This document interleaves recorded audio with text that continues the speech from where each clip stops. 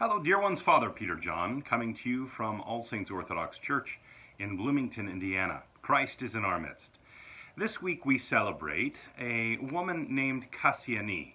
Now, she is most famous for her hymn that is chanted each Holy Wednesday in the Orthodox Church. It's called the Hymn of Kassiani.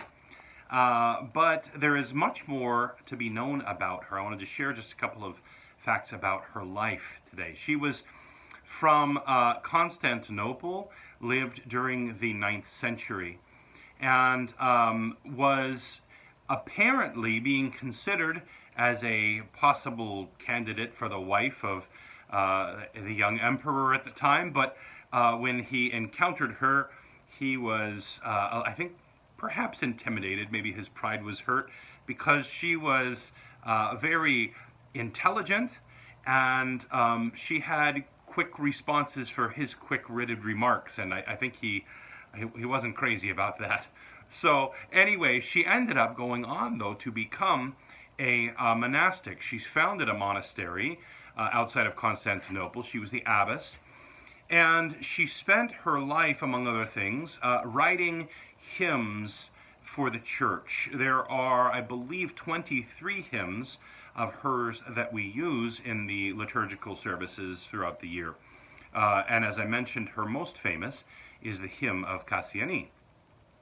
If you read the Hymn of Kassiani or hear it chanted in church, you know how theologically rich that hymn is. I would encourage you, I'm not going to go through the whole thing right now, it's a very long hymn, but I would encourage you, if you're not familiar with the text of that hymn, to go and study it. It is just absolutely beautiful, and it's, as I said, incredibly deep theologically. Okay, so now what else about Kassiani? Well, one other fact about her life that I wanted to share is that she was an iconophile, right? In the age of iconoclasm, when there were many people who were coming out against the use of icons in the church, she was one of the voices for the icons in the church.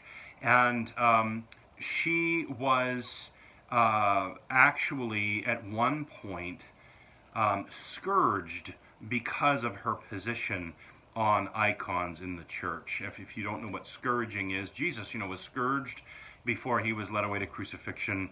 It was a horrendous form of torture where a person is basically beaten with an instrument that has pieces of metal or glass, things like that, on the end of these ropes, and it's just a horrific device, terrible suffering.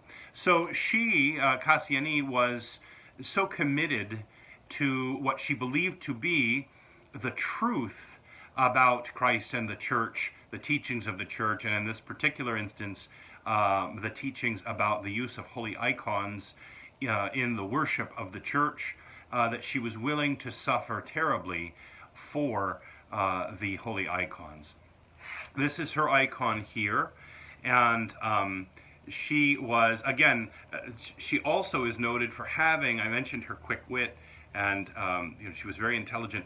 She was noted for having this ability to use words in a way that truly communicated what she wanted. One of the things that she said after she was scourged, she said, "I hate silence when there is a need to speak.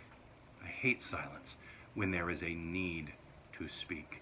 She felt that need to speak up, and of course, the iconophiles ended up winning in the iconoclastic controversy.